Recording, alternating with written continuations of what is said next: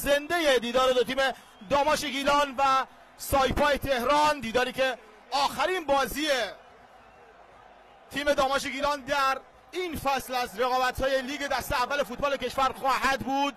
دیداری که در ورزشگاه شهید عضدی شهر رشت در حال برگزاری است و شما بینندگان عزیز به صورت زنده و مستقیم بیننده این دیدار هستید. در همین ابتدای کار یک موقعیت را داشتن بازیکن تیم سایپا علیرضا ملکی که دروازه‌بان تیم داماش توپ رو گرفت. ترکیب دو تیم رو خدمت شما اعلام کنم که در تیم داماش گیلان سعید دلاور، محمد سجاد قلیبیگی، محمد رستمی، رضا پورمهدی، امیر محمد سیمانپور، بلال میرزا علی، حسین ابراهیمی، حسین خیری، آرمان لطف‌خدا، رضا زاهدتبار و سعید ابراهیم پور 11 بازیکنی هستند که علی نظر محمدی سرمربی خوشفکر این تیم به زمین مسابقه فرستاده و در مقابل هم در تیم سایپای تهران نیما علیپور، رضا فرجی، محمد حسین خسروی، مهیار زحمتکش، محمود شفیعی، احسان جودکی. فرصت هست برای بازیکن تیم داماش، فرصت رو ببینیم که برگشت پیدا میکنه این توپ. عرض می‌کردم خدمت شما در تیم سایپا امیرحسین نعمتی، علیرضا سفری، سید پیمان میری و علیرضا ملکی 11 بازیکنی هستن که مهدی حسینی نسب به زمین مسابقه فرستاده. این هم چهره دروازه‌بان تیم داماش هست که در تصویر می‌بینید. سعید ابراهیم پور دعوت به آرامش میکنه بازیکن‌های تیم خودشون رو و دوباره در خط دفاعیشون توپ رو در اختیار دارن بازیکن تیم داماش محکوم به برد هست در خانه خودش. تماشاگرای خوبی هم از این بازی استقبال کردن در یک هوای خوب و مطلوب تابستانی بگم که الان درش حضور داریم. هوای شرجی شهر رشت و بازی که با سوت علی صفایی آغاز شده. مهدی سیفی کمک داور اول این دیدار هست، وحید سیفی کمک داور دوم هست. هیچ نسبتی هم دوتا داور با هم ندارن. داور چهارم هم حجت قپانوری است. ناظر داوری هم آقای کریمی اصغرزاده است و ناظر بازی هم آقای منصور شاهوله. و در تیم داماش گیلان محمد حمیدی مدیر تیم هست، سجاد حقدادی مدیر رسانه و در تیم مقابل هم مصطفی قنبرپور مدیر تیم سایپاست و امیرحسین بابازاده هم مدیر رسانه این تیم. علی نظر محمدی رو این لحظه در تصویر دیدید. پرتاب برای تیم سایپا. یار شماره 4 رضا فرجی دورخیز میکنه. رضا فرجی تا این پرتاب رو انجام بده میفرسته توپ رو با ضربه سر. بازیکن تیم سایپا صاحب توپ هستن. حالا بلال میرزا علی به راست میبره توپ رو برای حسین خیری.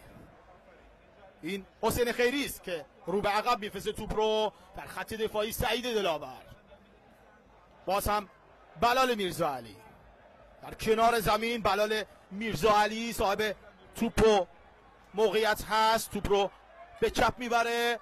فرصت هست برای بازیکن تیم داماش که توپ به بیرون میره.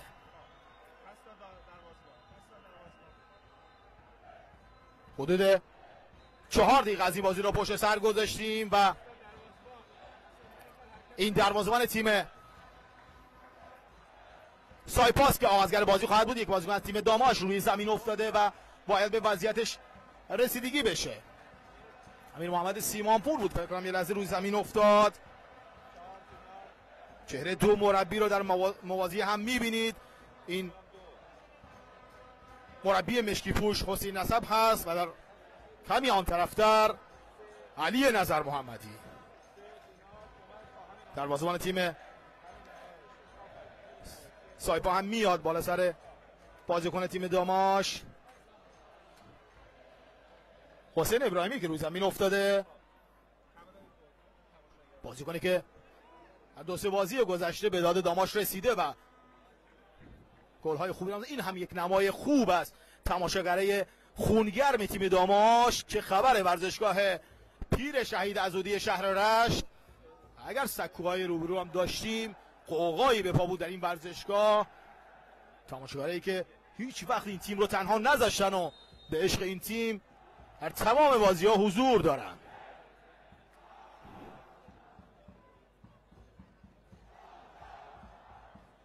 بازی رو پی میگیرن بازیکن تیم سایپا. یه لحظه رستمی، یه شوت از بازیکن تیم سایپا که توپ به بیرون میره. علیرضا سفری این توپ رو زد. سعید ابراهیم پور آغازگر بازی خواهد بود.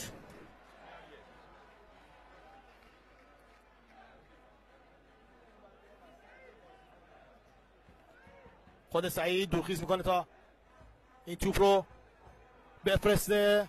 حالا بلال میرزا علی، خود میرزا علی به میانه های میدان، جایی که توپ نرسید به زاهد تبار. حالا این سمت دوباره بازیکن تیم داماش صاحب توپ جناح بازی رو عوض میکنن به چپ و توپی که نرسید به امیر محمد سیمانپور رو به بیرون رفت.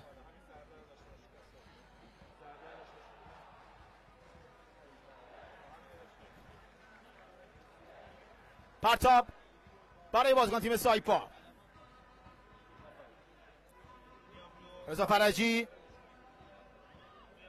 این پرتاب رو انجام خواهد داد. دوباره بازیکن تیم داماش صاحب توپ میشن. یه لحظه بلال میرزاعلی رو توپ تاثیر گذاشت. دوباره برگشت توپ از بازیکن تیم سایپا. و حالا توپ بیرون میره.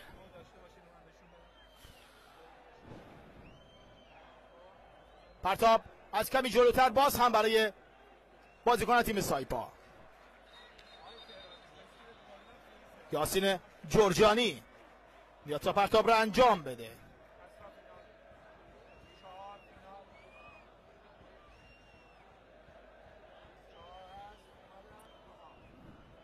یک بار دیگه بازیکن تیم سایپا داخل محوطه جریمه. برگشت توپ، یه شوت دیگه که توپ به بیرون میره.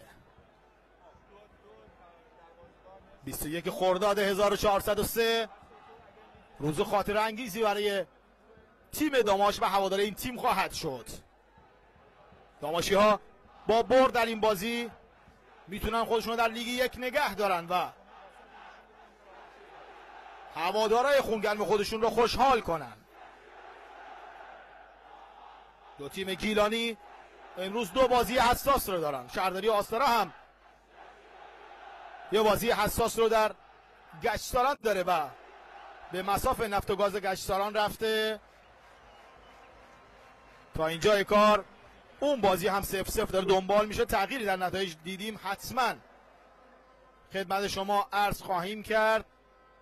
بازیایی که همزمان شروع شد و یک ربع زودتر از این بازی شهرراز شیراز بود که شهرراز هم 1-0 از خیبر لیگ برتری شده پیش هست. ببینید از توپ چگونه استفاده کنه بازیکن تیم داماش. اعلام خطا میشه. خطا پشت محوطه جریمه و رضا زاهد تباری که روی زمین افتاده. نفت مسیح سلیمان هم 2-0 از خوشه طلایی مشهد جلو هست. خوشه سقوط کرده به رقابت‌های لیگ 2 و مابقی بازی‌ها که همشون 0-0 مساوی هستن. نگاه داماش به دیگر بازی هم هست. داور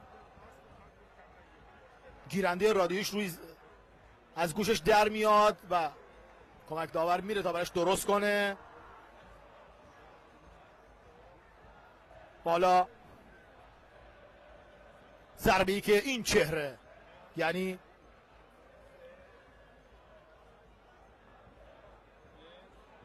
حسین ابراهیمی خواهد زد. خود حسین دورخیز میکنه. علی نظر محمدی در کنار زمین آرام و قرار نداره. دهمین دقیقه از این دیدار.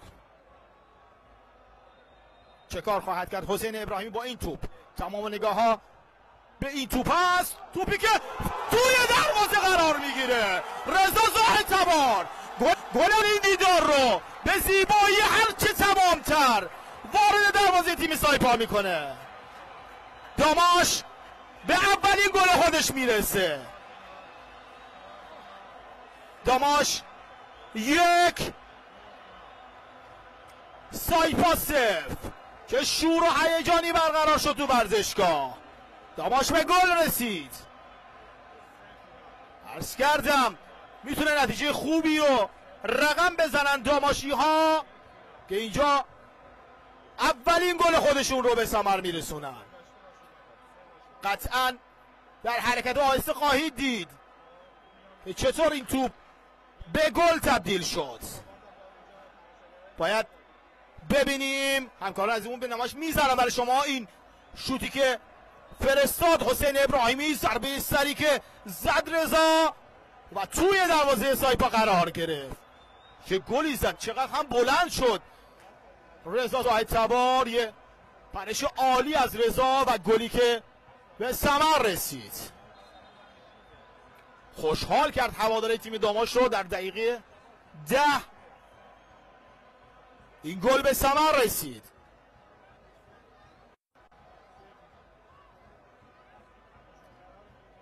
رضا زاهدتبار یک بار دیگه گل میزنه و داماش رو پیش میندازه.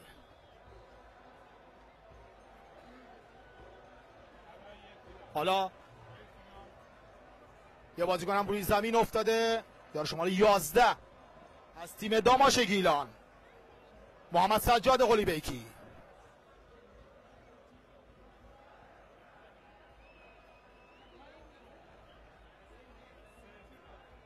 باید چهره علینظر محمدی رو میبینید. بازی رو باید داور شروع کنه. این هم هوادارهای خونگرم تیم داماش گیلان. داور در سود خودش میدمه. بازی آغاز میشه. دوباره بازیکنای تیم سایپا صاحب توپ. یک بار دیگه رستمی که میفرستن یه لحظه بازیکن تیم سایپا. برگشت توپ، کماکان توپ رو در اختیار دارن.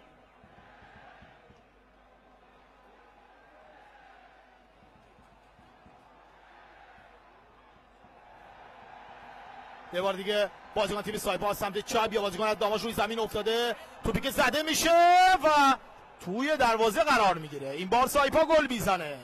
ست پیمان میری بازی رو مساوی میکنه.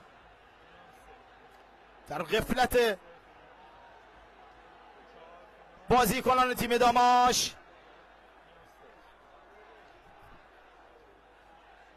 گل تساوی به ثمر میرسه. 1-1 مساوی میشه.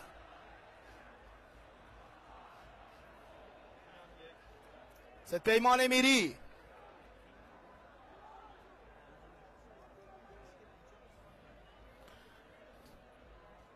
بازی رو دوباره از سر خواهند گرفت.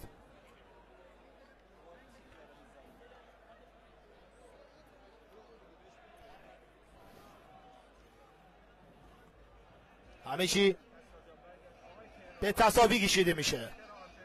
قبل از اینکه بازیکن‌های داماش این توپ رو بزنن باید ببینیم اینجا یه خطایی رخ داد. بازیکن داماش روی زمین افتادن، از همون سمت حمله رو سایپایی ها انجام دادن و اینجا گل تساوی به ثمر رسید. بازی رو از سر میگیریم. توپ در اختیار بازیکن تیم داماش هست، بلال میرزاعلی. یه بار دیگه سایپایی ها توپ رو باید انجام میدن. حالا جایی توپ رو میزنن که به بیرون میره.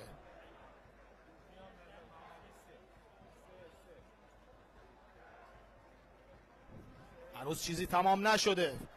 فقط 15 دقیقه از این بازی رو پشت سر گذاشتیم.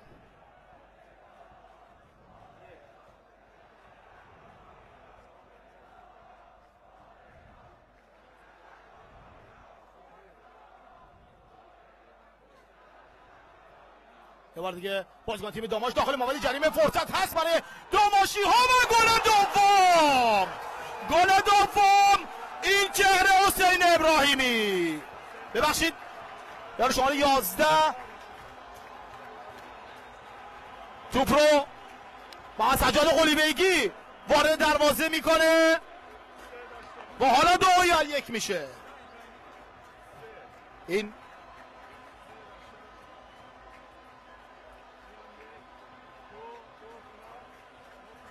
دو بر یک میشه بازی. یه لحظه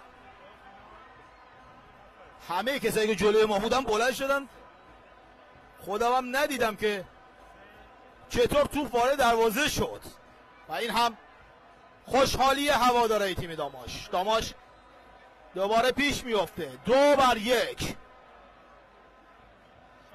حرکت آهسته رو خواهید دید دوباره که چطور به گل رسیدن داماشی ها. ببینید اینجا صاحب توپ شدن داماشی ها و گلی که اینجا به ثمر رسید.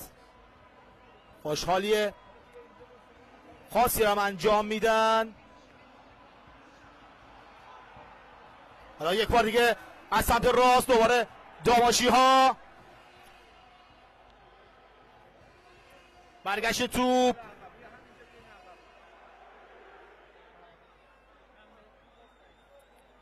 یه بار دیگه بلال میرزاعلی توپ رو به چپ میاره. سیمانپور، این محمد سیمانپور دوباره خطا نیست و اعلام نکرد داور. خطا روی حسین ابراهیمی گرفته نشد. ببینید چه کار میکنه علی نظر محمدی. میتونست خطا باشه. حالا در حرکت آهسته قطعاً همکاران نشون خواهند داد که چه اتفاقی رخ داد. میتونست اعلام خطا کنه. ببینیم حرکت آهسته رو که چه اتفاقی رخ داد اینجا و خطایی که اعلام نشد.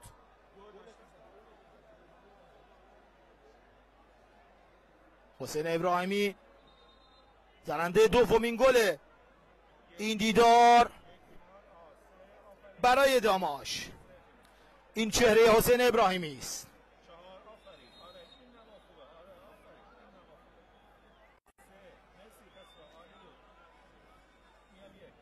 گل رو که زدن از جایگاهی که ما حضور داریم همه بلند شدن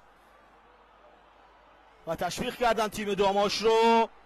حالا یه بار دیگه داماشی ها و توپی که به بیرون میره، کورنر برای داماش. یک بار دیگه من از همکاران بخوام که گل رو پخش کنن. گلی که زد حسین ابراهیمی اینجا با تجربه خودش این گل رو به ثمر رسوند. از اولم درست گفتم که حسین ابراهیمی این گل رو به ثمر رسونده، اما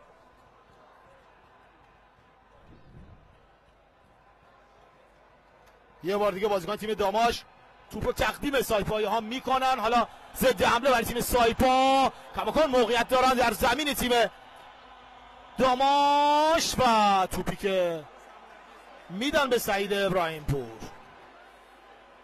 خود ابراهیم پور دروازه‌بان تیم داماش حالا توپ رو از آن خودش میکنه. حسین نسب رو میبینید، مهدی حسین نسب مربی تیم سایپا و این هم علی نظر محمدی مربی کارکشته تیم داماش گیلان که در تصویر دیدید تا اینجای کار تونسته نتایج خوبی رو در اواخر فصل برای داماش بگیره و به جورایی امید رو تا روز آخر برای تیم داماش زنده نگه داره.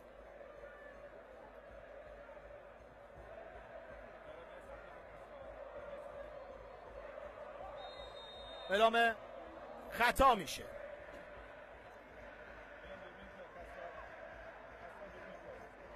این علی نظر محمدی است.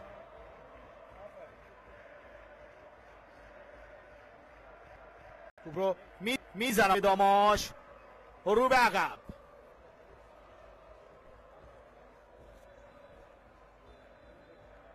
آرمان لطف خدا برای سعید دلاور. سعید به چپ میاره، بلال میرزاعلی خود میرزا علی برای محمد سجاد قلیبیگی. بعد گلی که حسین ابراهیمی زد یه لحظه بچهای ما محمد سجاد قلیبیگی رو نشون دادن که شادی میکرد، اما گلو حسین ابراهیمی زده بود.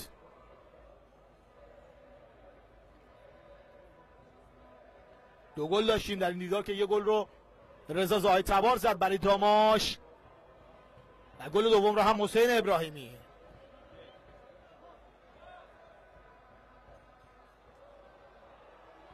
یه بار دیگه باز هم داماشیا صاحب توپ پشت محمدی کریمه، توپی که زده میشه از اون سمت به بیرون میره. پرتاب برای سایپا.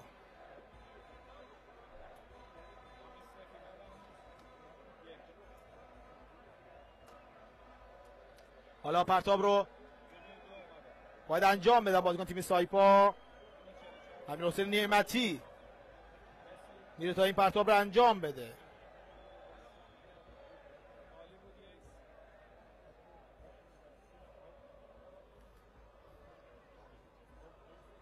توپ به بیرون میره. این بار پرتاب برای داماشی ها. حالا حسین ابراهیمی دوباره در گوشه زمین. خود حسین رستمی میاد، یه لحظه صاحب توپ. حالا از همون گوشه زمین رضا زاهد تبار و توپی که سایپایی ها دور میکنن. حالا ضد حمله داره شکل میگیره برای تیم سایپا از سمت چپ که توپ به بیرون میره.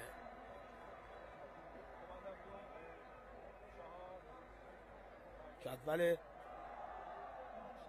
لحظه ای رو هم همکاران به ما میرسونن و ما تقدیم شما خواهیم کرد. داماش با این برد تا این جای کار، با این بردی که به دست آورده، میتونه 34 امتیازی بشه و بالاتر از تیم‌های دریا و شهرداری آستا قرار بگیره تا رده 14 جدول بالا بیاد. چه شور و هیجانی در ورزشگاه برقراره. هوادارهای تیم داماش بیقرار تیم خودشون رو تشویق میکنن. حالا یک بار دیگه زاهد تبار از همون گوشه زمین، خود زاهد تبار دوباره رضا کمی عقب‌تر، قلیبیگی به چپ میاره بلال میرزا علی. خود بلال نگاه به راست انجام میده، رو به عقب میفرسته توپ رو. آرمان لطف خدا آرمان. حالا یه پاس تو عمق نرسید به زاهد تبار و توپ به بیرون رفت به نفع تیم داماش. این هم یه لحظه نیمکت تیم سایپا رو دیدید که آقای قنبرپور سرپرست تیم سایپا حضور داشت. اینجا هم ناظر بازی رو میبینید در کنار زمین حضور دارن و دارن تابلوی تعویض رو آماده میکنن، اما فکر نکنم بازیکنی از دو تیم بخواد تعویض بشه چون هیچ کدوم از بازیکن دو تیم دارن گرم نمیکنن. حالا دوباره بازیکن تیم داماش صاحب توپ هستن. توپ میرسه به بلال میرزا علی. زحمات زیادی امسال کشیده شد تا این ورزشگاه آماده میزبانی بازی‌های تیم داماش بشه. جای تقدیر و تشکر داره از مسئولین ورزش استان گیلان که این کار رو انجام دادن که داماش بتونه در رشت از تیم‌های حریف میزبانی کنه. این چهره محمد رضا مهدوی است، مربی تیم داماش. دوباره بازیکن تیم سایپا صاحب توپ هستن. مهیار زحمتکش، بازیکنی که سالها در تیم ملوان بود و الان در تیم سایپا داره بازی میکنه. یک بار دیگه سایپایی ها صاحب توپ هستن. محمود شفیعی به چپ میاره، حالا جناب بازی رو عوض میکنه، این بار به راست. حالا یه پاس اشتباه است، رضا فرجی میرسه بازیکن تیم داماش. ببینید از این توپ چه گل استفاده خواهند کرد. فرصت هست برای داماشی ها و امیر محمد سیمانپور که توپش به بیرون رفت. این هم نمای زیبا از تماشاگر تیم داماش که با روشن کردن نور گوشی‌های موبایل خودشون نمای خاصی رو به ورزشگاه دادن. پرتاب رو انجام میده بازیکن تیم داماش و حسین ابراهیمی. خود ابراهیمی توپ رو یه لحظه ازش گرفتن. بلال میرزاعلی بود که توپ ازش گرفت. ناراحت هم هست حسین که چرا توپش رو گرفت. حالا در میانه میدان باز هم صاحب توپ بازیکنان تیم سایپا.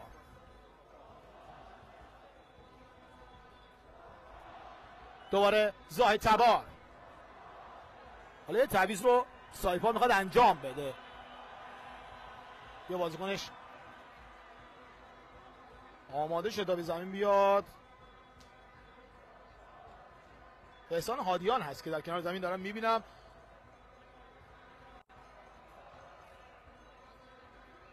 توپ حالا به بیرون نرفته. بلال میرزاعلی فرصت خوب برای داماشا. دوباره سیمانپور. خود سیمانپور این دیگه خطا نبود. باز هم خطا نگرفت داور و باز هم چهره علی نظر محمدی. دیگه اعتقاد داشتن هم هوادارا و هم نیمکت تیم داماش که داور این صحنه رو خطا اعلام میکرد که نکرد. این سمت حالا اعلام خطا میشه. معترض بودن به این صحنه. صحنه آهسته رو نشون میدن همکارانمون که چه اتفاقی رخ داده. تعویض هم داره انجام شد. بله احسان هادیان میاد جای امیر حسین نعمتی، یار شماره 44 تیم سایپا که تعویض انجام خواهد شد. یک بار دیگه اون صحنه خطا رو ببینیم. خطایی که اینجا رخ داد. اینجا توپ رو سیمانپور برداشت و خطایی که اعلام نشد از سمت داور. تعویض هنوز انجام نشده. حالا نمیدونم چرا بازیکن تیم سایپا نیومد بیرون.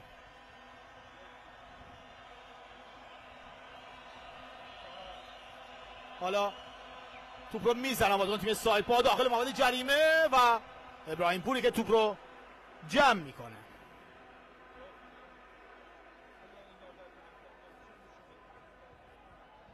دوباره به راست میبرن بازیکن تیم داماش گیلان. یار تعویضی دوباره میاد کنار زمین.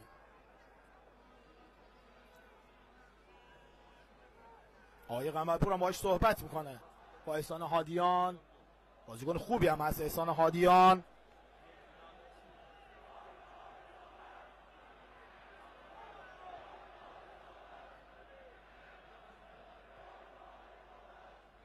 یک بار دیگه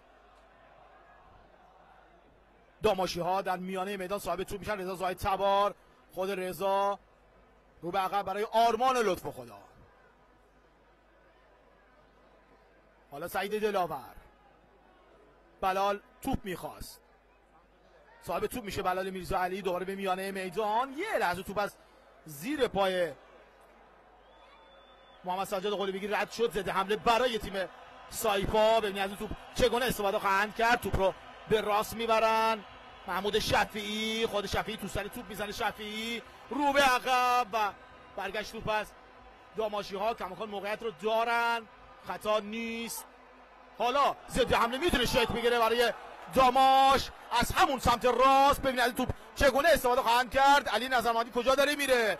فرصت هست. رضا زاهد تبار. خود زاهد تبار برای حسین ابراهیمی. این سمت توپ نرسید به امیر محمد سیمانپور. موقعیت خوبی را از دست دادن. اعتراض داشت میکرد سرمربی تیم سایپا و علی نظر محمدی که تا جایگاه تیم میزبان هم رفت. ببینید صحنه‌ای که پیش اومد. یه لحظه گم کرد توپ رو رضا زاهد تبار. حسین ازش توپ خواست و از سانت حسین ابراهیمی خورده بلند. حالا تعویض رو انجام میشه. تعویض تیم سایپا یار شماره 44 باید بهش درخواست بدن تا بیرون بیاد. نمیدونم چرا بیرون نمیاد. این مهیار زحمت که با مسئولان تیم خودش مشکل داره. یار شماره 44 رو اگه همکاران نشون بدن ممنون میشم. آره امیرحسین نعمتی امتناع میکنه از حرف سرمربی خودش آقای قنبرپور، ازش خواهش میکنه که بیرون بیاد.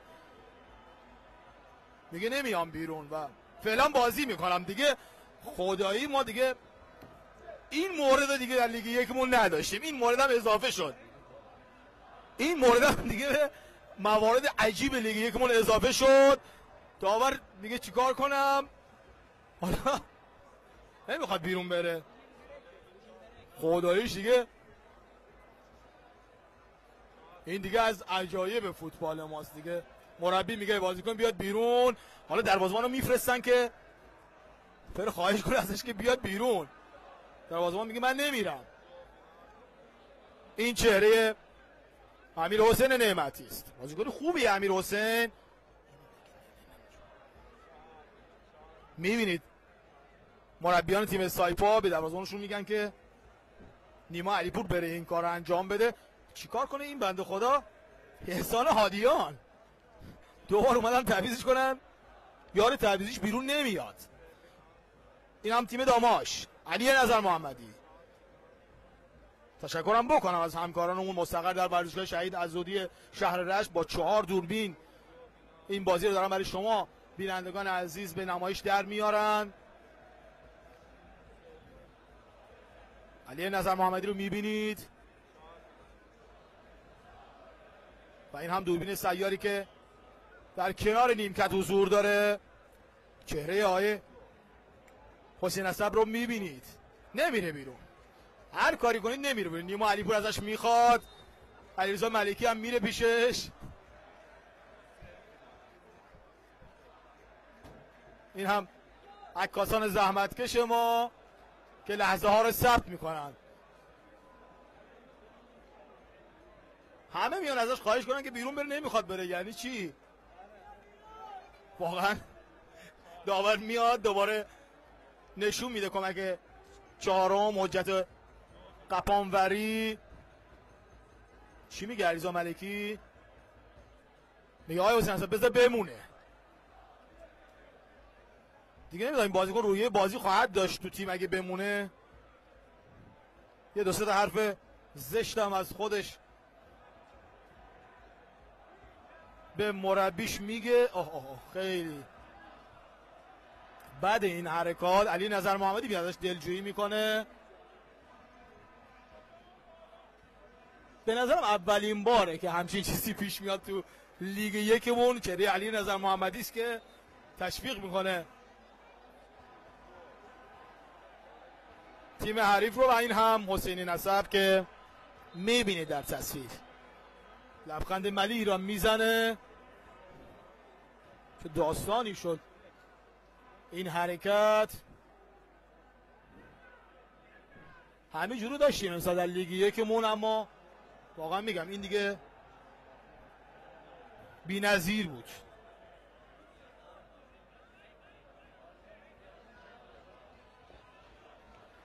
سی و پنجمین دقیقه از این دیدار.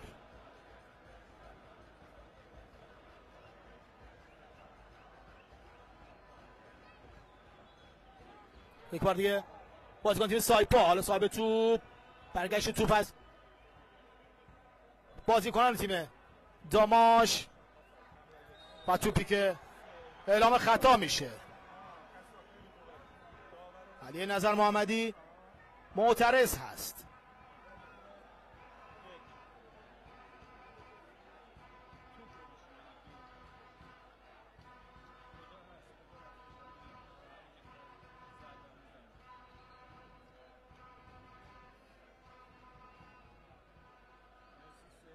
بازیکن تیم داماش آغازگر بازی بلال میرزا علی.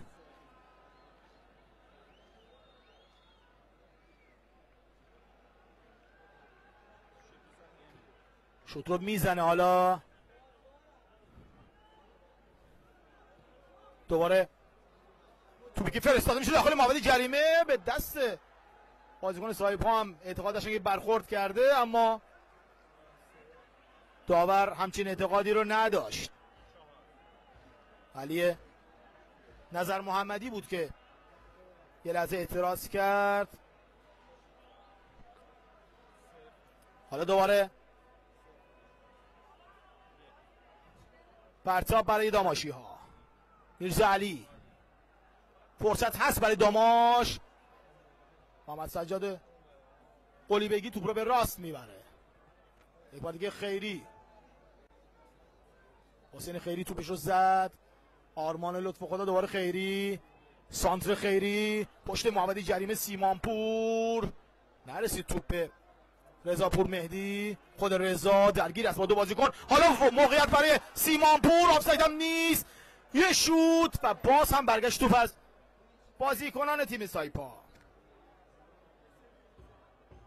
دوباره موقعیت دارن. حسین ابراهیمی این بار دیگه آفساید. توپی که فرستاد این داور دوم هست، وحید سیفی، پرچمش بالا رفت. 37مین دقیقه از این دیدار.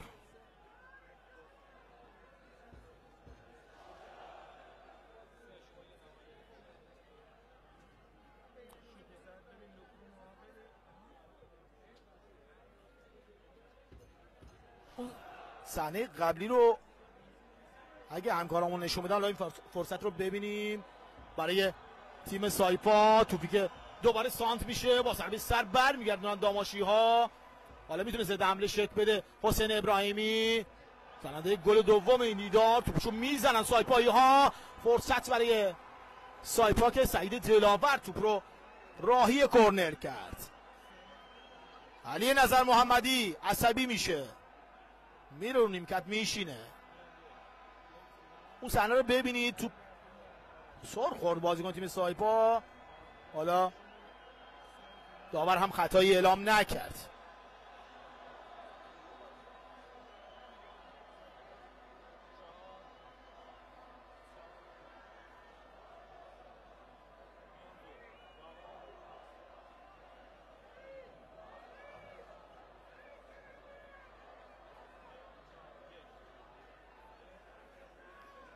حالا ضربه کرنر رو باید بزنن بازیکن تیم سایپا.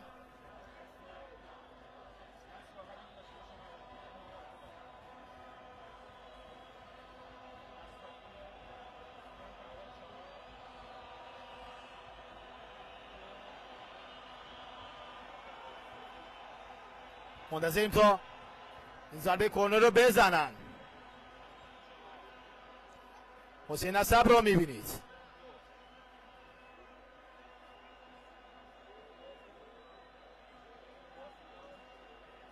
یه بنر هم داشتن هواداری تیم داماش در بین خودشون، فارغ از هر رنگی لهجه ما اصالت ماست و ما بهش افتخار میکنیم. کنایه به حرفهای مدیر عامل یکی از تیم‌های پایتخت بود.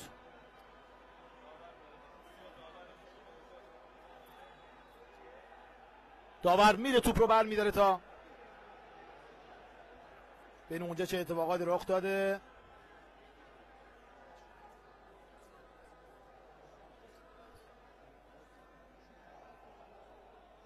داور توپ رو داره تا اون گوشه زمین. خب هوادار داماش دارن تیم خودشون رو تشویق میکنن.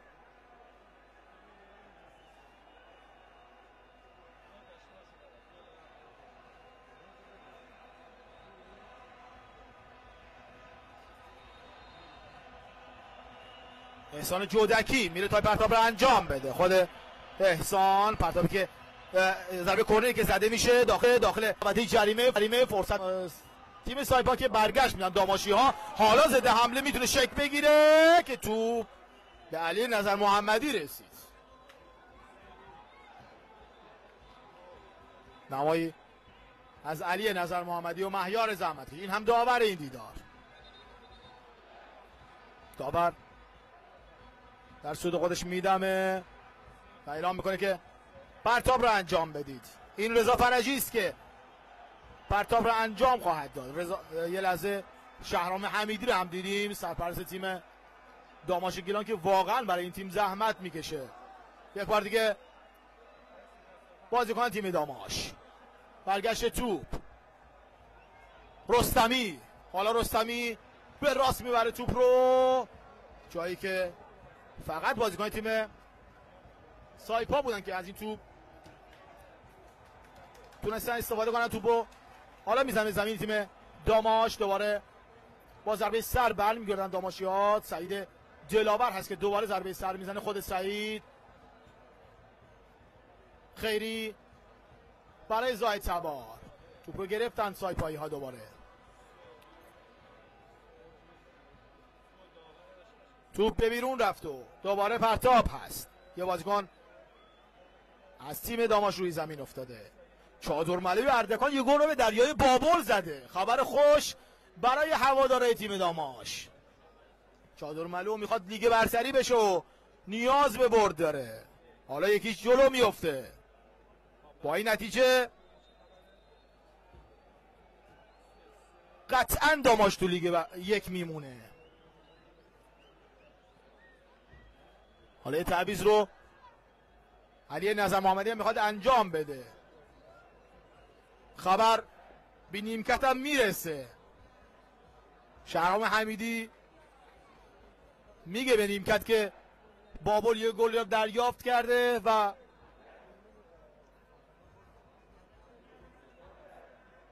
کمی میشه استرس از تیم داماش کم کرد، اما هیچ چیز تموم نشده.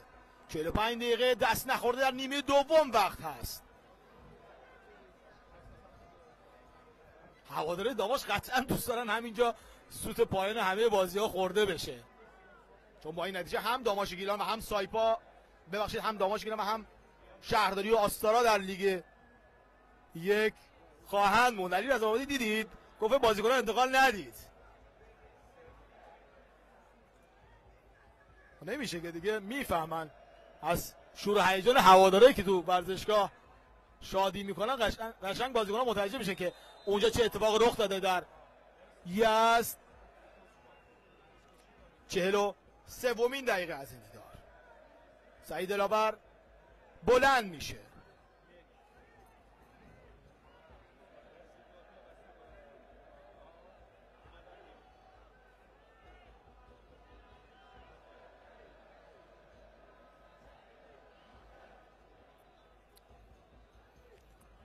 دورخیز میکنن سعید ابراهیم پور.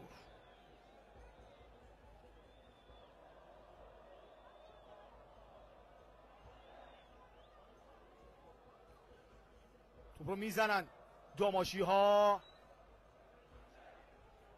یک بار که حسین ابراهیمی، خود ابراهیمی به چپ میبره. محمد سجاد قلیبیگی، خود محمد سجاد، دو بازیکن جلوش ایستادن و توپی که به بیرون میره و اعلام کورنر میشه.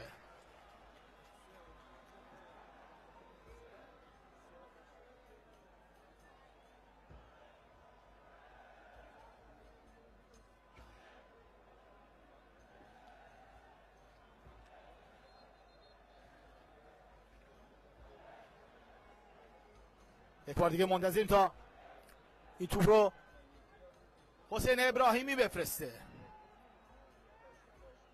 حسین ابراهیمی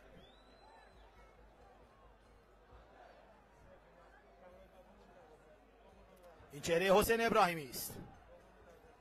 سعید طالبی هم کنار زمین داره گرم میکنه. توپ رو میفرسته بر روی دروازه و باز هم ضربه سری که ناقص بود. سعید دلاور اومده تا با ضربه سر بتونه گل بزنه. حالا دفاع خالی، ضد حمله برای تیم سایپا که شکل نمیگیره.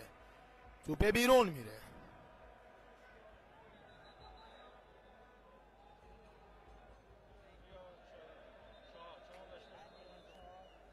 پنج دقیقه وقت تلف شده برای نیمه اول. نتایج دیگر تیم ها رو هم اعلام کنم خدمت شما شهرداری آستارا یک گل رو دریافت کرده از نفت گاز گچساران. خبر خوبی نیست برای تیم آستارا، اما با باخت دریای بابل شهرداری آستارا در رده 15ام جدول باقی خواهد موند و در لیگ یک حفظ خواهد شد. داماش با این برد و این نتیجه که به دست اومده 14ام جدول خواهد شد با 34 امتیاز. حیف بود هوادارهای تیم داماش تا روز آخر بخوان اینجوری زجر بکشن. تیمشون که تیم پر افتخاری هم هست، تا اینجای کار هفته ها در ته جدول بوده. یک بار دیگه فرصت برای داماش، بلال میرزاعلی، قلیبیگی برای رستمی که به راست میبره، باز هم خیری، خود خیری، سانتر خیری و برگشت توپ از مهیار زحمتکش. دوباره این سمت داماشی ها، زاید سوار نرسید به توپ، از سایپایی ها صاحب توپ شدن. داماشگرام دیگه کم کم ساکت شدن، دل تو دلشون نیست که این بازی رو برنده بشن داماشی ها و خیالشون این فصل راحت بشه. فصل پردردسری رو گذروندن داماشی ها.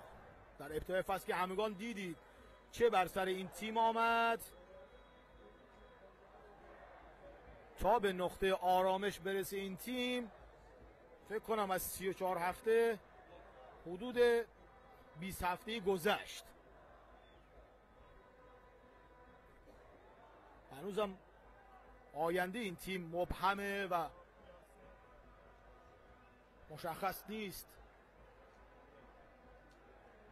در ادامه چه تصمیمی در قبال مالکیت این تیم خواهند گرفت دوستان ما در اداره ورزش و مسئولین ورزش استان، هیئت فوتبال. آقای نعیمی پوری که فعلا مالک این تیم هست و باید ببینیم که تصمیم خود مالک چه خواهد بود برای تیمداری.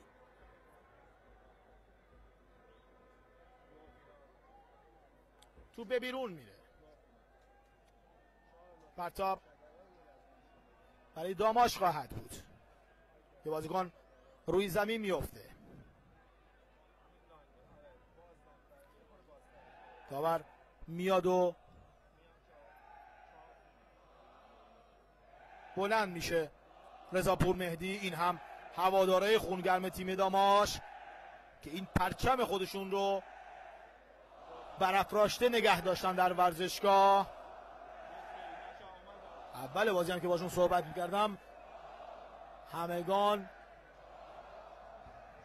میگفتن که این تیم در لیگ یک موندگار خواهد شد.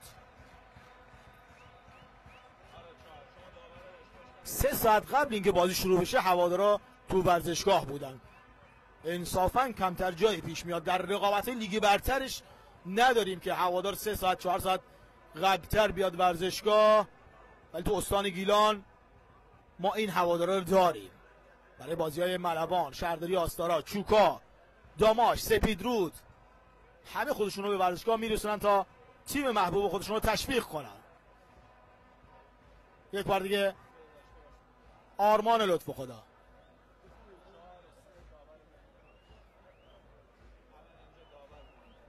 باز هم توپ در اختیار بازیکن تیم داماش هست.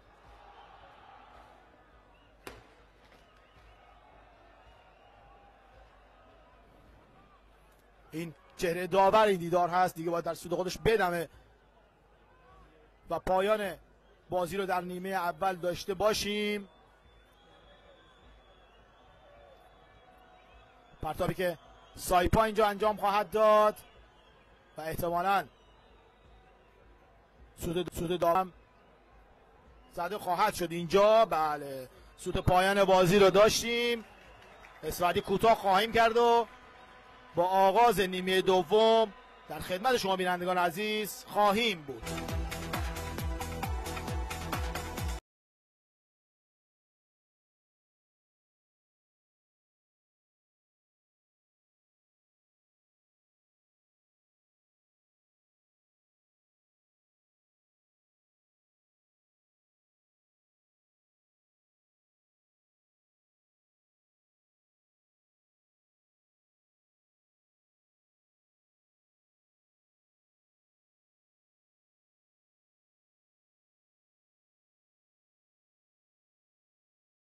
سلام و ادب و احترام دارم خدمت شما بینندگان عزیز، همراهان همیشگی شبکه باران. در خدمت شما هستیم با پخش زنده نیمه دوم دیدار دو تیم داماش گیلان و سایپای تهران، دیداری که در نیمه اول با نتیجه 2-1 به نفع تیم داماش به پایان رسید و حالا با سوت علی صفایی نیمه دوم این دیدار آغاز میشه.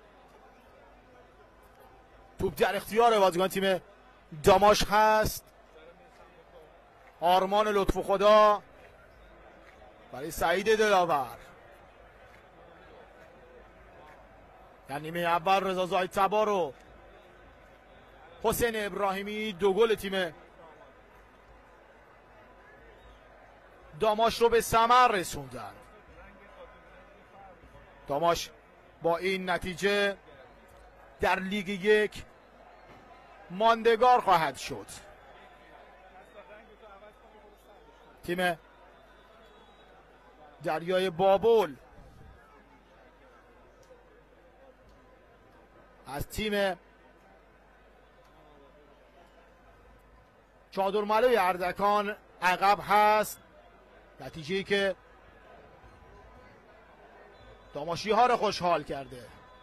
یک بار دیگه از سمت راست بازیکن تیم داماش رضا زاهد تبار، خود زاهد تبار رو به عقب برای محمد سجاد قلیبیگی. محمد سجاد توپش رو میخواستم بگیرن که خطا شد.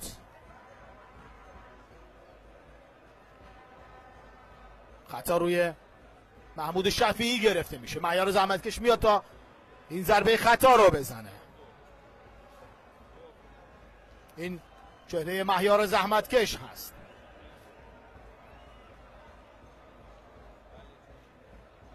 توپ رو میزنن بازیکن تیم سایپا، حالا به سمت چپ برگشت توپ. حسین ابراهیمی یه لحظه رو توپ تاثیر گذاشت اما توپ رو گرفتن بازیکن تیم داماش. خطا هم نیست، به بازی ادامه میدن. توپی که این سمت فرستاده میشه دوباره نارنجی پوشان داماش، ببخشید سایپا. رضا فرجی دوباره زحمتکش، مهیار زحمتکش میفرسته توپ رو پشت محوطه جریمه. محمد حسین خسروی به راست میبره توپ رو. باز هم بازیکن تیم سایپا صاحب توپ هستن، نباید اجازه کار رو بدن بازیکن تیم داماش تا اینجای کار جلو بیان. توپ رو بعد از سوت وارد دروازه داماش میکنه یکی از بازیکن تیم سایپا و قطعا در اینجور مواقع کارت زرد باید نشون بدن که داور کارتی نشون نداد. بعد از سوت دیگه نباید توپ رو بزنن.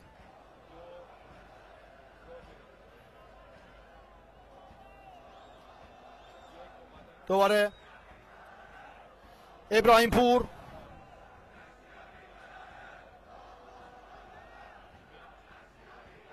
توپ رو میزنه. سیدعلی یحیی‌زاده گل چادرملوی اردکان رو زده. سیدعلی بازیکن فومنی تیم چادرملو هست و تو تیم‌ها همه تیم‌های گیلانی بازی کرده. تیم شهرداری فومن شروع کرده، شهرداری آستارا، داماش. در حال یک گیلانی اونجا تونسته ناجی این تیم گیلانی بشه تا اینجای کار. یک بار دیگه بازیکن تیم سایپا صاحب توپ هستن. دوباره از سمت چپ علیرضا ملکی توپ رو میزن و توپ به بیرون میره.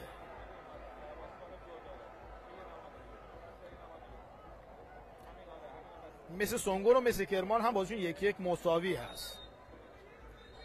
دو تیم هم خانواده، هر دو از باشگاه مس. تا دقیقه 68 اونجا بازیشون 1-1 مساوی است. نفت مسئول ما با 2 گل خوش طلایی صابر رو برد. شهرراز و خیبر خرم‌آباد بازیشون 1-1 مساوی شد. خیبر به لیگ برتر صعود کرده هفته پیش و باید ببینیم که تیم دوم صعود کننده به رقابت‌های لیگ برتر کدام تیم خواهد بود. با این نتایج فعلا تیم چادرملوی اردکان با 73 امتیاز تیم دومی خواهد بود که به رقابت‌های لیگ برتر صعود خواهد کرد.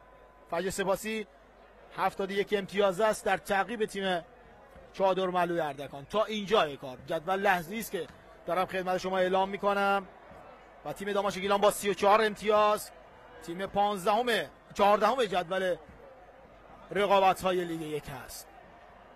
کرنر رو خواهند زد بازیکن تیم داماش گیلان و این حسین ابراهیمی است که این کار را خواهد کرد.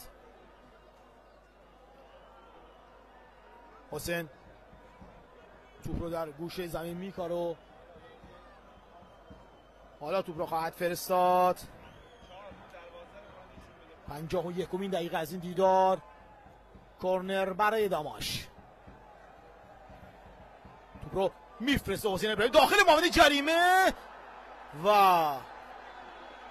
اعتقاد دارن که خطایی شده بازیکن تیم داماش گیلان. داور میره در کنار زمین تا یک کارت زرد رو بده به یکی از بازیکنان تیم داماش که فکر کنم خیری بود که این کارت رو گرفت بابت اعتراضی که انجام داد. بله خیری بود. این چهره حسین خیری است که کارت زرد رو دریافت کرد.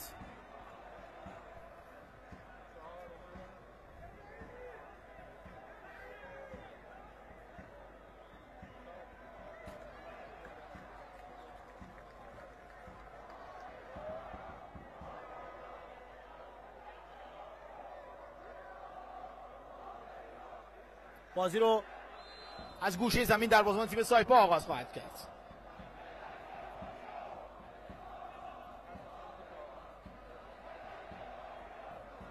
فجر سپاسی حالا یه گل رو زده به پارس جنوبی جمع.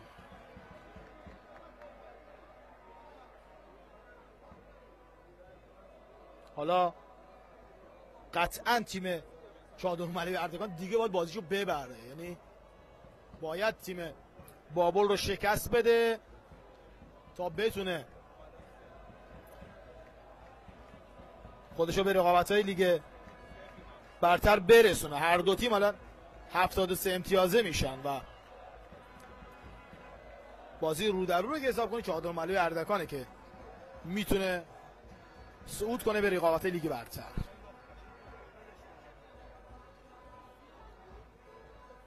یک بار دیگه داماج‌ها در میانه میدان صاحب توپ. خیری از سمت راست. علی نظر محمدی در کنار زمین هست.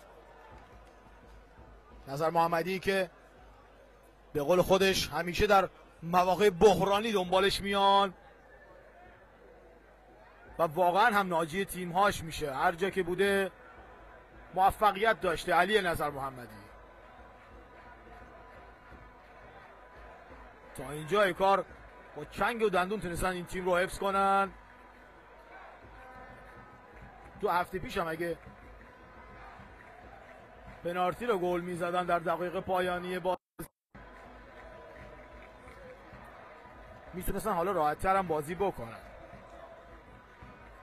در حال تیم داماش با این هواداری که در ورزشگاه حضور داره قطعاً به چیزی غیر از برد فکر نمی‌کنه. 54مین دقیقه از این دیدار. داماش 2 سایپا 1. ضربه خطا برای تیم سایپا به دست اومده و باید ببینیم که از این ضربه چگونه استفاده خواهند کرد. همه بازیکن داخل محوطه جریمه و روی خط حضور دارن.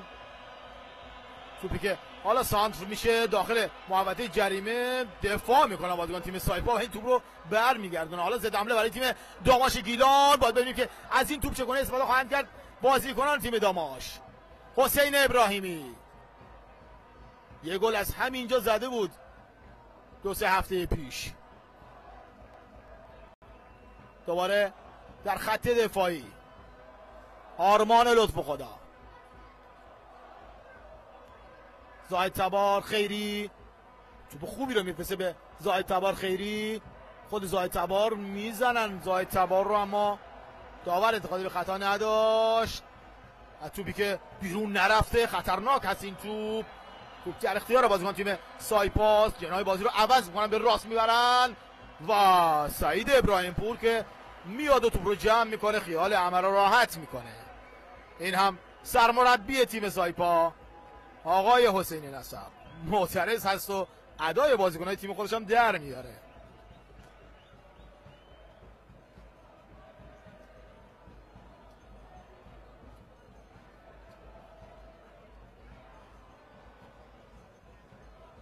بازیکن تیم داماش بازی رو از سر میگیرن، دوباره به چپ میبرن توپ رو. محمد سجاد قلیبیگی، اعلام خطا میشه.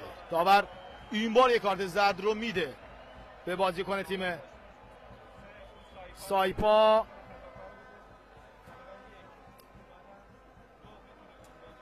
علیرضا سفری بود که کارت زرد رو دریافت کرد، یا شماره 79 از تیم سایپا. بازیکنان میان کنار زمین یه آبی می نوشن.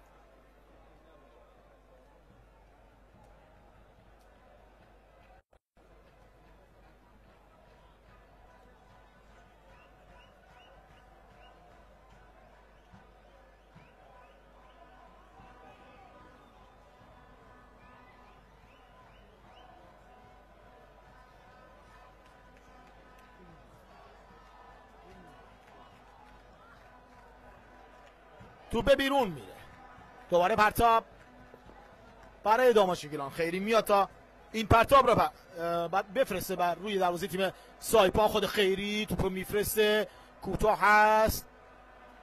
یه لحظه پورمهدی، خود پورمهدی میاد، ابراهیمی در کنارش و توپی که راهی کورنر میشه.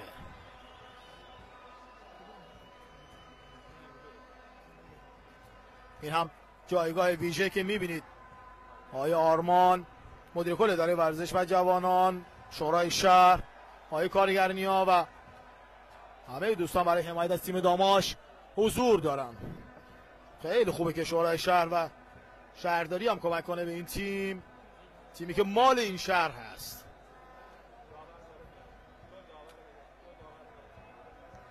حسین ابراهیمی منتظر هست تا داور اجازه کار رو بده. داور میاد در کنار زمین، به چه نکته اشاره میکنه؟ اونجا که لیزر میگه میندازن، برای اونجا هواداری داماش که قطعا این کار رو نمی کنن، چون تیم خودشون داره کورنر میزنه. حالا نمیدونم،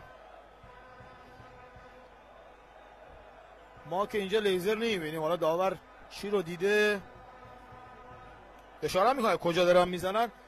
بذارید ما ساختمونه اطراف شاید باشه، کلا اینجا به همه جا مشرف هست، توی ورزشگاه که قطعا نیست.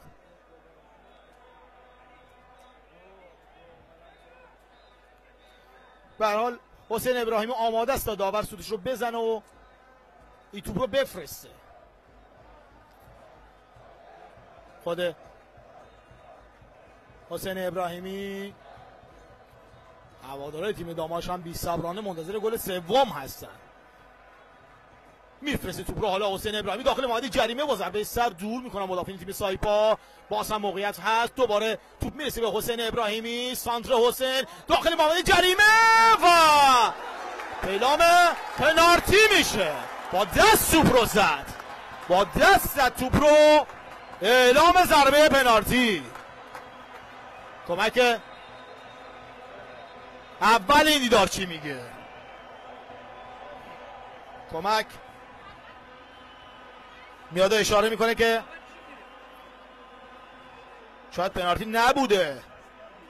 داور نظرش این بود که پنالتی است. ببینیم صحنه رو با هم. زد، بله بازیکن رو زد. حالا دوباره خواهیم دید این صحنه رو قطعاً. همکارمون نشون خواهند داد. اینجا حسین ابراهیمی فرستاد و اینجا زدن بازیکن تیم داماش رو و قطعا باید پنالتی که اعلام شده باشه درسته. ببین حالا نظر داور چه خواهد بود و نظر کمک داور و کمک داور دارن با هم صحبت میکنن، در گوشی هم صحبت میکنه دیگه، اجازه نمیدن بازیکن دو تیم عکاسام اونجا حضور دارن. داور میخواد از همه که دور بشن تا بتونه صحبت خودش رو انجام بده با داور با کمک خودش. داور میگه من پنالتی دیدم.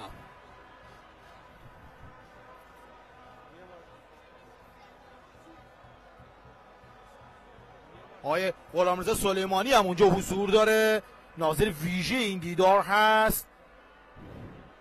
یک بار دیگه من از همکارام بخوام که صحنه رو آهسته‌تر نشون بدن که بینندگان عزیزم قشنگ ببینن که چه اتفاقی افتاد. اینجا بله زدن بازیکن داماش رو. حالا باید ببینیم باز هم نظر داور و کارشناسان داوری چه خواهد بود. اعلام پنالتی. بله داور این بار به خوبی تشخیص داد و اعلام پنالتی کرد برای داماش گیلان. دیگه از این واضح‌تر صحنه نداشتیم ما. اعلام پنالتی میشه و حالا چه کسی این ضربه پنالتی رو خواهد زد. خیلی شجاعت میخواد زدن این ضربه در مقابل این همه هوادار خونگرم تیم داماش و ضربه‌ای که زده خواهد شد.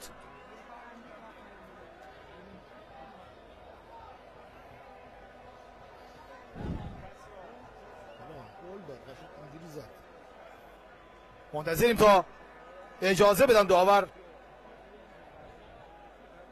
هر سود خودش بدمه و ضربه پنالتی که سعید دلاور که میاد عقب. حالا حسین ابراهیمی قطعا توپ رو خواهد زد، در دستان خودش داره. داور دیگه میخواد دروازه‌بان که بره توی دروازه بایسته و بازی رو زودتر شروع کنه.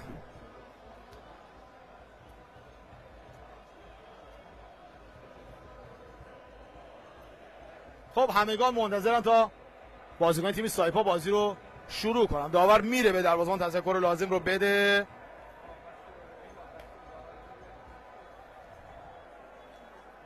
این داور خیلی داره مماشات میکنه با بازیکن تیم سایپا، بهش میگه بره توی دروازه بیسته.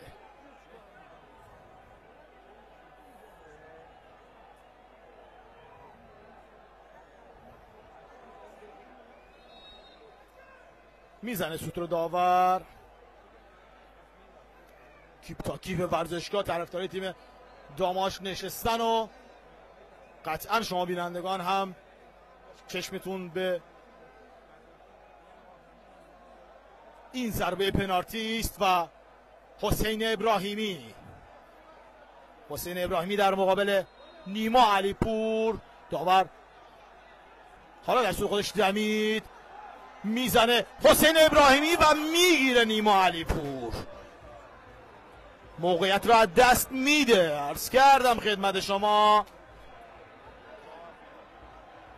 این ضربه خیلی میتونه حساس باشه. حالا ضد حمله برای تیم سایپا در این سمت و توپی که سعید ابراهیم پور بیرون فرستاد خیلی خطرناک بود. چرا اینقدر مکس کرد حسین ابراهیمی؟ ببینید صحنه رو، قشنگ جایی زد که دروازه‌بان حضور داشت. در حال هوادارهای تیم داماش امیدوارن که در پایان بازی حسرت این صحنه پنالتی رو نخورن. در حال فوتبال هست و حسین ابراهیمی که گل دوم رو برای داماش زده حالا نتونست این پنالتی رو گل کنه. بازی ادامه داره. 65مین دقیقه از این دیدار.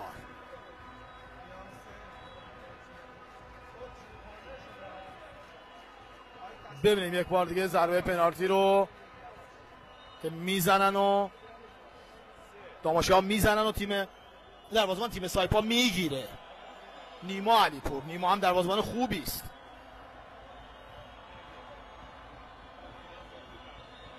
حالا کورنر رو خواهند زد بازیکن تیم سایپا. پرتاب میشه کورنر و اینجا گل دوم به ثمر میرسه. خوشحالی هم نمیکنه یار شماره 41 یاسین جرجانی. عرض کردم خدمت شما تیمی که اونور نتونست گل بزنه اینور گل دریافت میکنه. حالا دوباره همه چی به تساوی کشیده میشه. ورزشگاه غرق در سکوت میشه. 2-2 مساوی.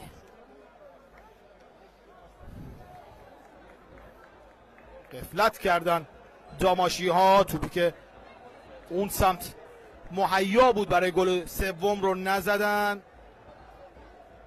و اینجا گل دوم را دریافت کردن. 2 تعویض میخواد برای سایپا انجام بشه.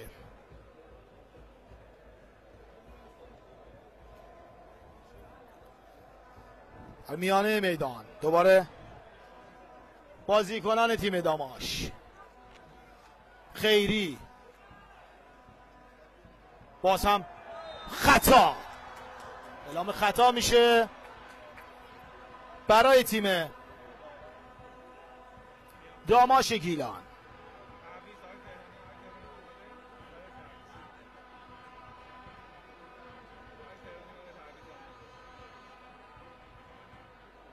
گل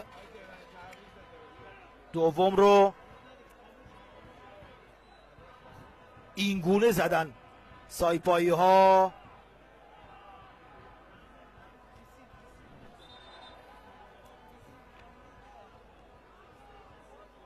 یاسین جرجانی گل دوم رو به ثمر رسوند و خوشحالی هم نکرد به احترام هوادارهای تیم داماش. به هر حال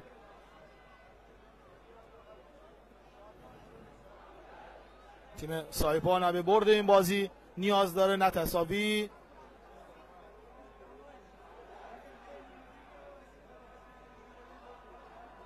نفت و گاز 1-0 کماکان شهرداری آستارا پیش هست. چادر ملوی اردکان هم 1-0 و دریای بابل و داماش هم که بازیش 2-2 مساوی میشه.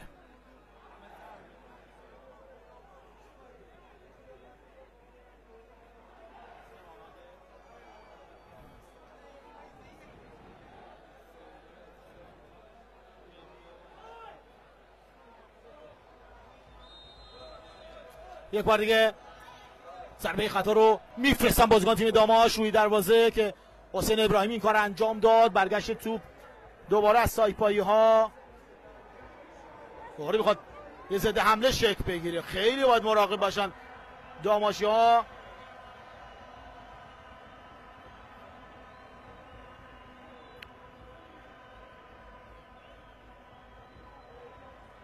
با این نتیجه و این نتایجی که به دست اومده داماش کماکان در لیگ 1 ماندگار خواهد بود، اما باید ببینیم که دریای بابل چه نتیجی رو کسب خواهد کرد.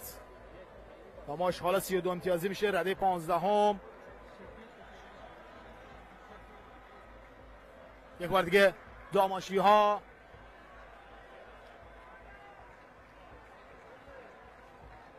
میانه میدان. سعید طالبی رو میبینم که میخواد به بازی بیاد. قطعا هجومی‌تر خواهد شد تیم داماش. یک بار دیگه این سم زاهد تبار روی زمین میفته. زاهد تبار اما داور اعلام پنالتی میکنه. آره دیدید که یه لحظه سعید طالبی برای میلاد پور محسن قراره به بازی بیان برای تیم داماش.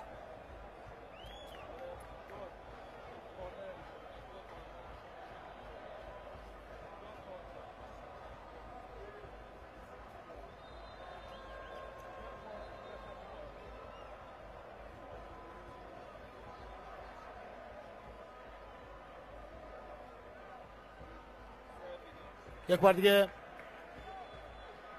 ضربه کورنر رو خواهند زد.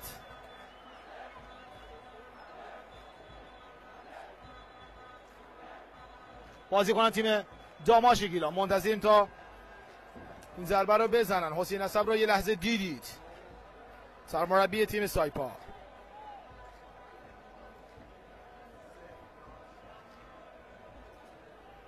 باید به وضعیت محمد سجاد قلیبیگی رسیدگی بشه و دو تعویض که انجام خواهد شد. دیدید میلاد پور محسن رو،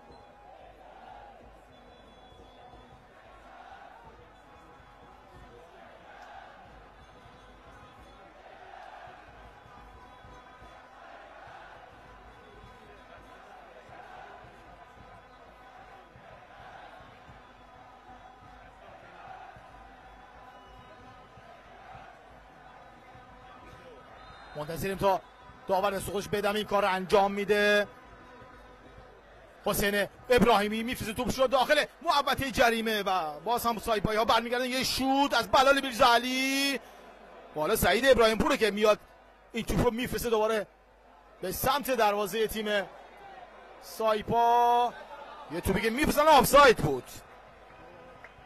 داور بلافاصله پرچم خودش رو بالا برد و نشانه آفساید. کمیل حیدری میبینم داره زمین مسابقه سه تعویض رو میخواد همزمان انجام بده. علی نظر محمدی، شهرام حمیدی داره اسمها رو مینویسه و تعویضی که قرار انجام بشه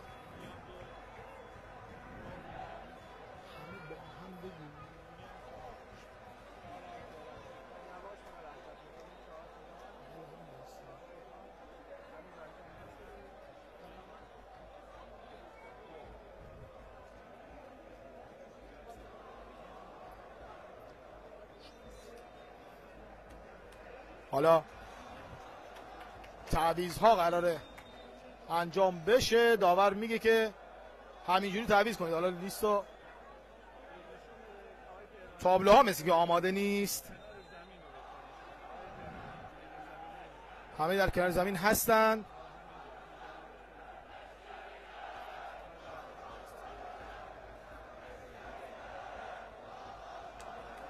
تعویض انجام نمیشه چون تابلوها آماده نبود.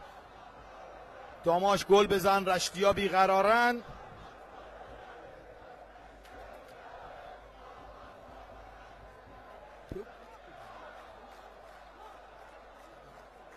یک بار دیگه بازیکن تیم داماش روی زمین میافتن. داور اعتقاد به خطا نداشت. حالا باز هم سایپایی ها در میانه میدان توپ رو در اختیار میگیرن، از سمت چپ به راست میبرن. خسروی بود که این توپ رو فرستاد در سمت راست. یا شماره 24 احسان هادیان و توپی که حالا دور میشه، قبلش اعلام خطا میشه. داور اعلام خطا کرد. تابلوهای تعویض بالاخره آماده میشه.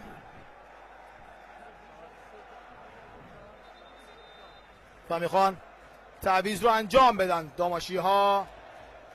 21-7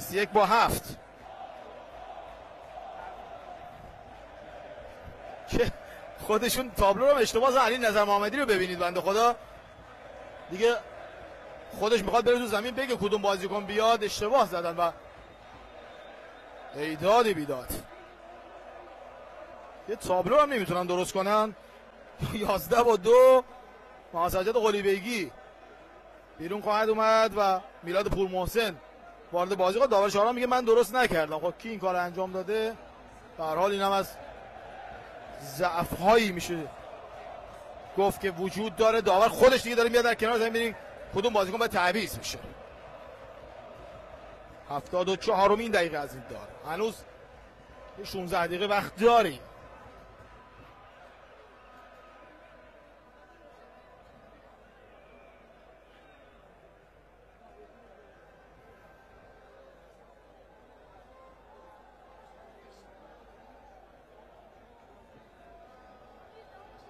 میاد در کنار زمین.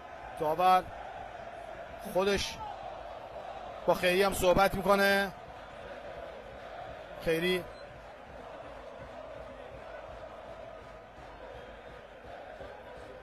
میخواد بیاد بیرون. ببینید علی نظر محمدی رو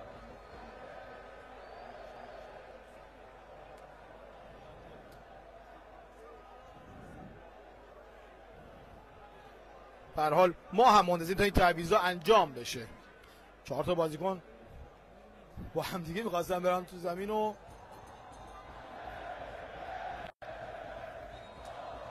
حالا خودشون هم موندن. داور تقاضای وقت استراحت میکنه تا بازیکن‌ها بیان کنار زمین آبی بنوشن تا بتونن تعویضا حداقل انجام بشه. اسامی رو نگاه کنه ناظر داوری تا بتونن تعویضا رو درست انجام بدن. به خدا داور خودش هم مونده که میگه چیکار کنم. مربی تیم سایپا میخواد که در جایگاهش قرار بگیره. علی نظر محمدی میاد میگه کدوم بازیکن‌ها باید تعویض بشن. محمد مهدوی هم باهاش صحبت میکنه. این علی نظر محمدی نمای زیبا، مربی خوشفکر تیم داماش گیلان. 15 دقیقه دیگه وقت داره این تیم. باید منتظر پلن بی علی نظر محمدی باشیم. همیشه در مصاحبه‌اش میگه که چطور شد که نتایج رو عوض کرد. حالا سیمانپور هم یه لحظه میبینی در کنارش حسین ابراهیمی.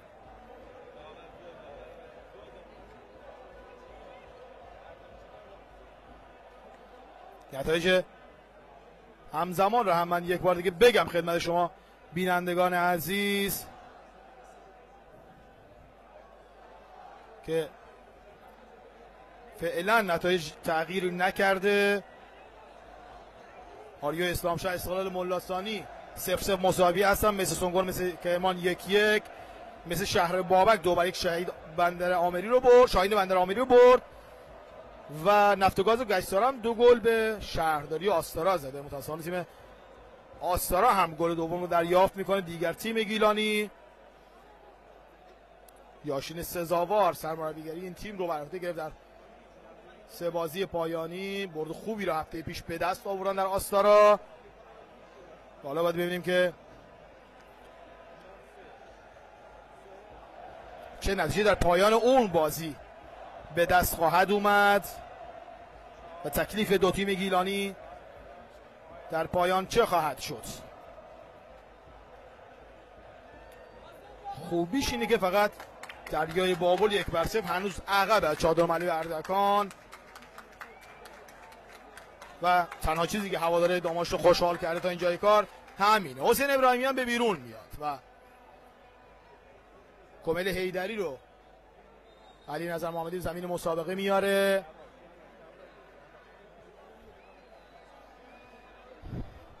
تعویضای داماش حالا انجام میشه، قطعا هجومی‌تر خواهند شد. بازیکن‌های تازه نفسی که به زمین مسابقه اومدن.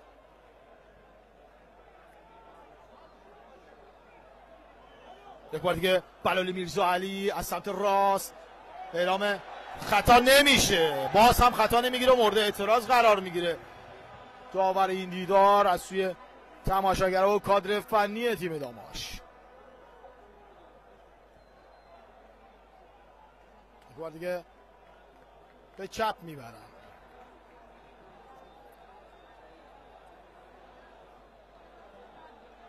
شاهین بندر آمری و خوش طلایی مشهد به رقابت‌های لیگ 2 سقوط کردند و حالا تیم دریای بابل هست که به همراه این تیم‌ها با این نتایجی که به دست اومده سقوط خواهد کرد به رقابت‌های لیگ 2. باز هم شعار داماش گل بزن رشتیا بیقرارن در ورزشگاه سر داده میشه از سوی هوادارهای تیم داماش. حالا فرصت عالی برای داماش ها که توپی رو گرفتن و توپی که باز هم از دست رفت. توپ خوبی رو تونستن بگیرن بازیکن تیم سایپا. حالا اعلام خطا میشه، خطا برای سایپا. این توپ رو با عالی انجام شد، فکر کنم سیمانپور بود که این توپ رو گرفت، اما موفق نبودن. ببینیم این صحنه رو. اینجا این توپ رو گرفت سیمانپور فرستاد اما نرسیده بازیکن تیم داماشو. توپ برگشت داده شد. حالا ضربه خطا رو دروازه‌بان تیم سایپا خواهد زد. نیما علیپور. نیما میزنه به محوطه 18 قدم تیم داماش. برگشته توپ زاهد تبار، خود زاهد تبار، سعید طالبی هم هست اونجا. زاهد تبار و توپشو میزنن سایپایی ها اما خطا اعلام نشد.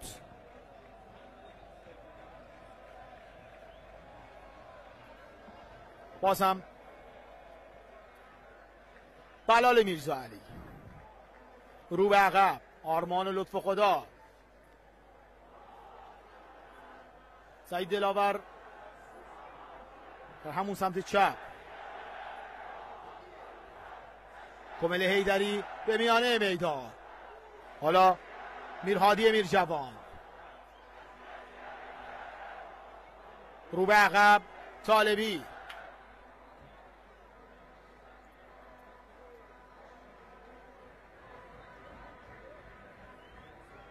دوباره قلیبیگی.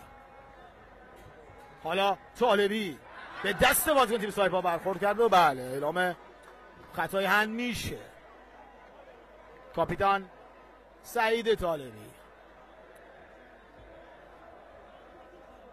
اومدنش به زمین مسابقه بازوبند کاپیتانی هم بهش میدن. خودش هم این ضربه رو خواهد زد. این چهره و راحت تونستن این کار رو انجام بدن در کنار زمین. حالا میفرستن این توپ رو داماشی ها و میلاد بخشی نیما علیپور که توپ رو در اختیار میگیره. سایپا هم میخواد تعویض رو انجام بده. ببینیم که بازیکن مورد نظر آقای حسین نصر بیرون خواهد اومد یا نه. مجید قشقایی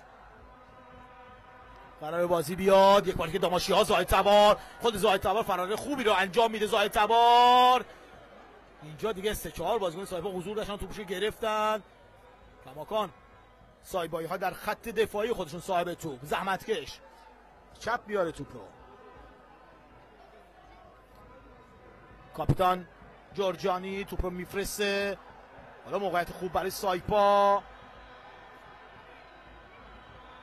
توپ رو در اختیار دارن سایپایی ها. پشت محمدی جریمه شده که زده میشه به بازیکنای تیم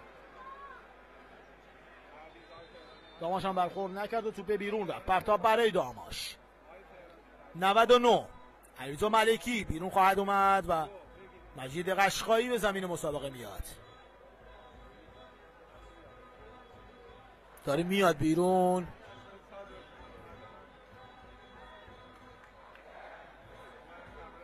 و تعویضی که انجام میشه خوشی بشم علی نظر محمدی هم انجام میده. بازیکن تیم سایپا علیرضا ملکی.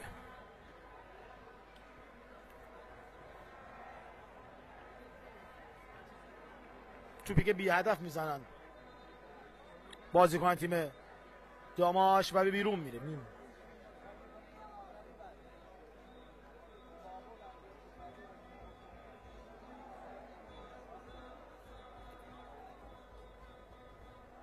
نکته جالب بگم خدمت شما که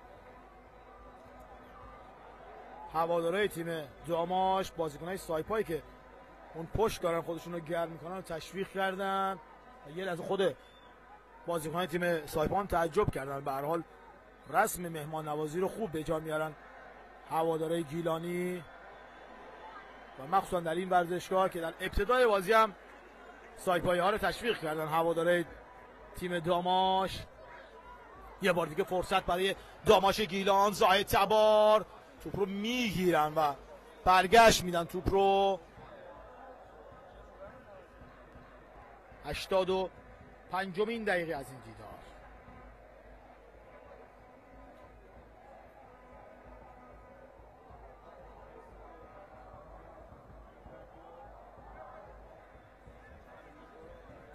بلال میرزاعلی.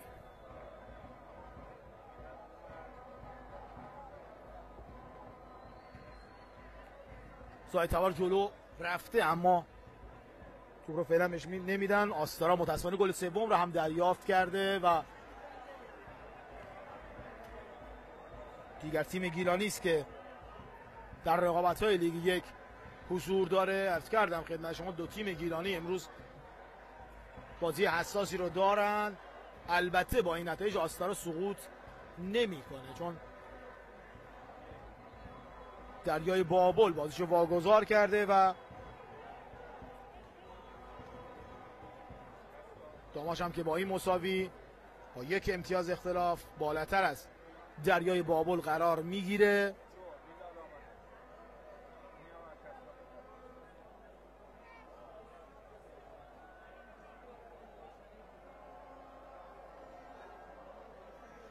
به هر حال بازی فوتبال 90 دقیقه است و تا آخر باید تلاش کنن.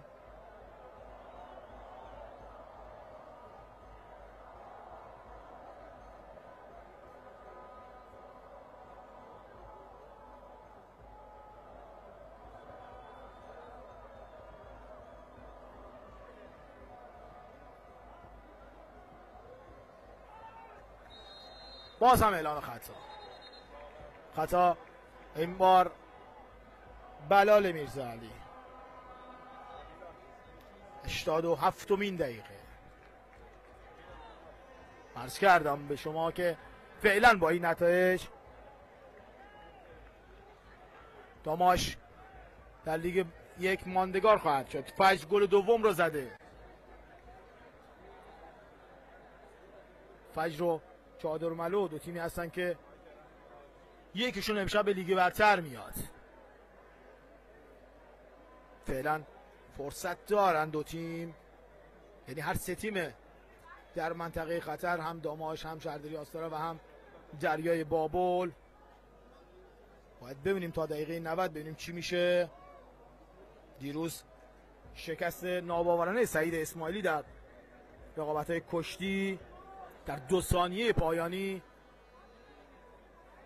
یاد داد به ما که هرگز قبل از پایان وقت جشن نگیریم و درسی بود برای همه ورزشکارا که تا ثانیه‌های پایانی تلاش کنند. اعلام خطا دوباره برای داماش گیلان.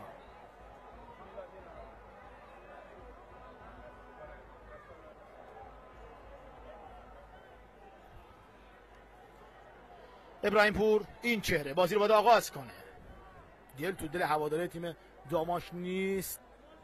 همین که دارن تیم رو تشویق میکنن یه دستشون هم تو گوشیه که نتایج دیگر بازی ها رو دنبال کنن. اینجوری سکوت ما ندیده بودیم ورزشگاه.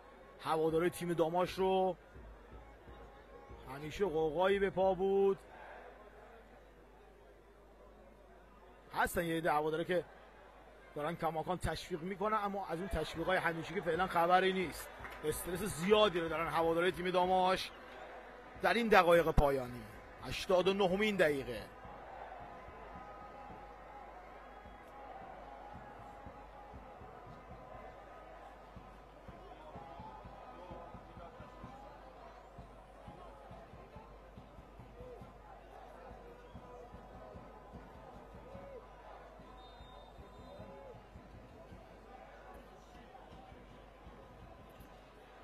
یه بازیکن از تیم سایپا حالا روی زمین افتاده.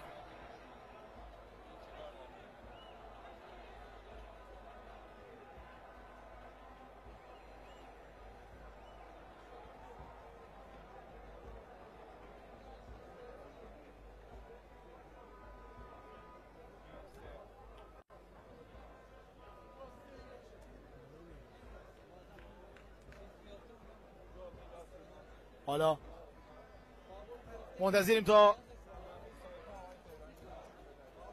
بازیکن تیم سایپا بلند بشه و بازی ادامه پیدا کنه. حسین نصب رو میبینید با مربی خودش صحبت میکنه.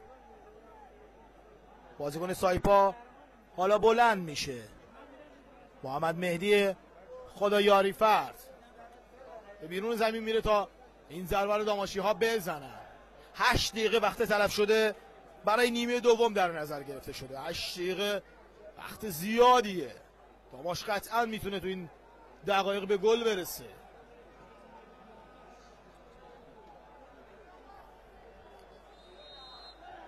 داور در سود خودش میدمه، ضربه رو میفرستن بازیکن تیم داماش داخل محوطه جریمه. فرصت هست برای داماش و نیما علیپوری که توپ رو در اختیار میگیره.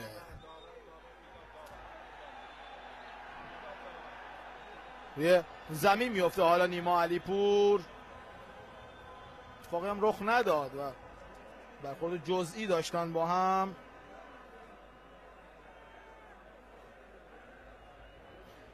حالا تو این بازی که 8 دقیقه وقت گرفتن، اون بازی چادرمال هم 7 دقیقه وقت اضافه اونجا اعلام میشه. دیگه واقعا داره دقایق به صورت نفسگیر دنبال میشه برای دو تیم.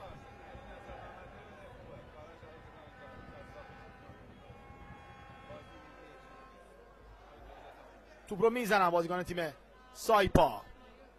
انبساطی رو به عقب. کمیل حیدری.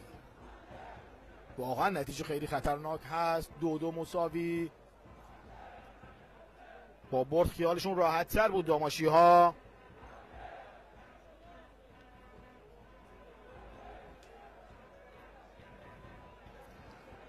یک بار دیگه بازیکن تیم داماش صاحب توپ. باور کنید من خودم دارم از مانیتور روبرون بازی چادرملو رو نگاه میکنم. بازی در دست بازیکنان چادرملو هست. قطعا به جز لیگ برتر به چیزی فکر نمیکنن. با همین نتیجه میتونن به لیگ برتر بیان و یزدی های عزیز رو خوشحال کنن.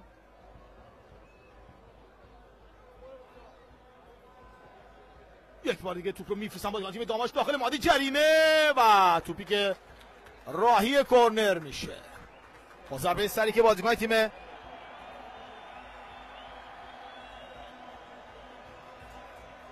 سایپا زدن. زاهد تبار میره تا پنالتی این ضربه رو بزنه. البته اجازه میده تا این کار رو میلاد پورمحسن انجام بده. میلاد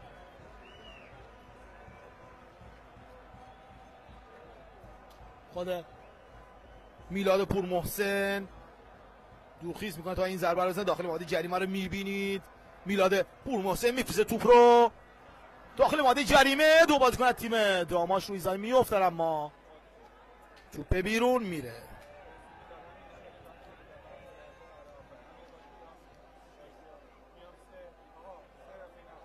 بازم علی نظر محمدی رو میبینید. این سمت هم آقای حسین نسب آرام و قرار نداره در کنار زمین. علی نظر محمدی خودش دوست داره بره تو زمین شاید گل بزنه. اینقدر که علی نظر محمدی در کنار زمین جلو عقب کرد باور کنید اگه تو زمین بود کمتر میدوید.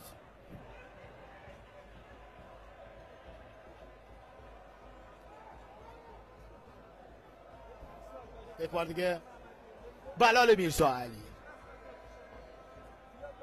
آرمان لطف خدا.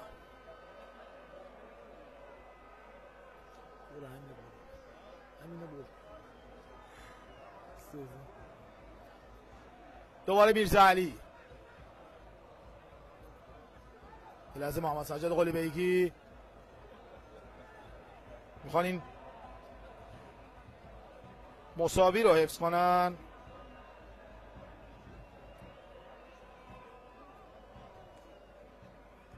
یک بار دیگه داماش از سمت چپ میخوان حمله رو تدارک بدن داماشی ها و اعلام خطا میشه. خطا روی میلاد پورمحسن گرفته میشه. بابولی ها هم چه فشاری دروازه چادرملو.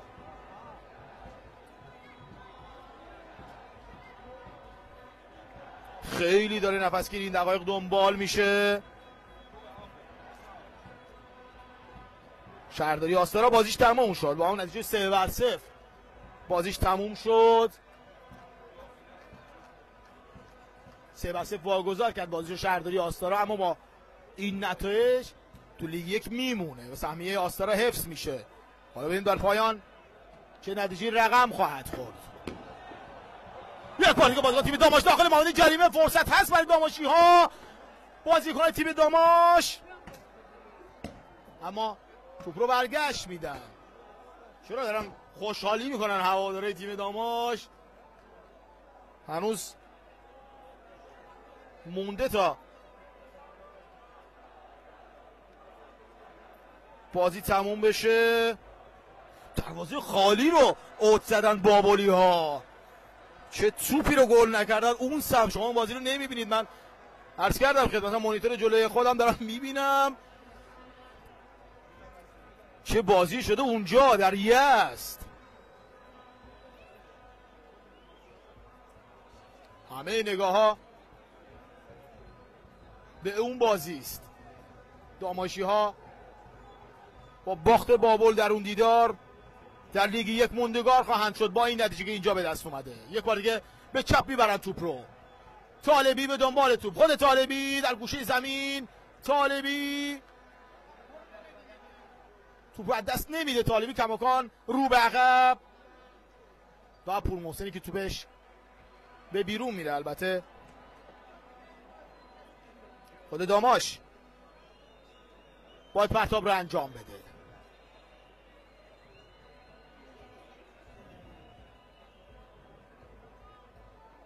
تیم چادرملا هم تو کادر فنیش طباطبایی رو داره.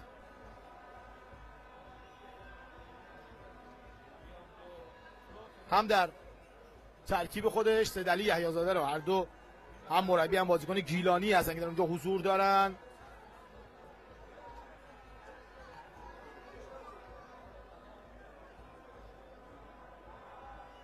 توپ در اختیار بازیکن تیم سایپا، توپ رو میزنن به میانه میدان، دوباره داماشی ها رو به عقب.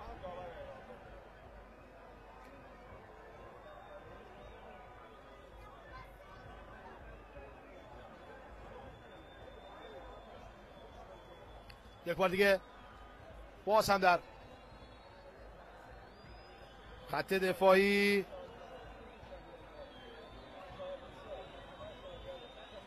چرا این بازی ها تموم نمیشه؟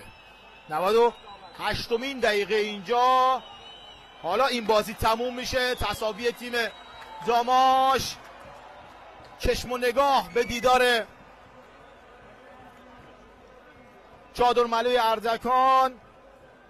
نمیدونم من چقدر وقت داریم و میتونیم منتظر اون بازی باشیم یا که خیر. اونجا هم قطعا تا دقیقه دیگه سوت پایان خواهد خورد و فعلا که اینجا داماش بازیش تموم شده. اگه همکاران اون وقت بدن ما یه چند دقیقه بمونیم تا اون نتیجه مشخص بشه. بله تموم میشه، دریای بابل سقوط میکنه و داماش با این نتیجه در رقابت‌های لیگ 1 ماندگار میشه. تبریک به مردم خوب رشت، استان گیلان و همچنین آستارا که دو تیم گیلانی در دقایق پایانی رقابت‌های لیگ دست اول تونستن در لیگ 1 موندگار بشن و خوشحالی هواداری داماش را ما داریم در ورزشگاه. دیگه وقت نداریم و باید از شما خداحافظی کنم. انشالله در برنامه‌های ورزشی دیگر صدا و سیما شما این تصاویر خوشحالی رو خواهید دید. من از شما خداحافظی کنم به همراه همه همکارانم مستقر در ورزشگاه شهید عضدی شهر رشت و تبریک به همه شما بینندگان عزیز طرفداران تیم داماش.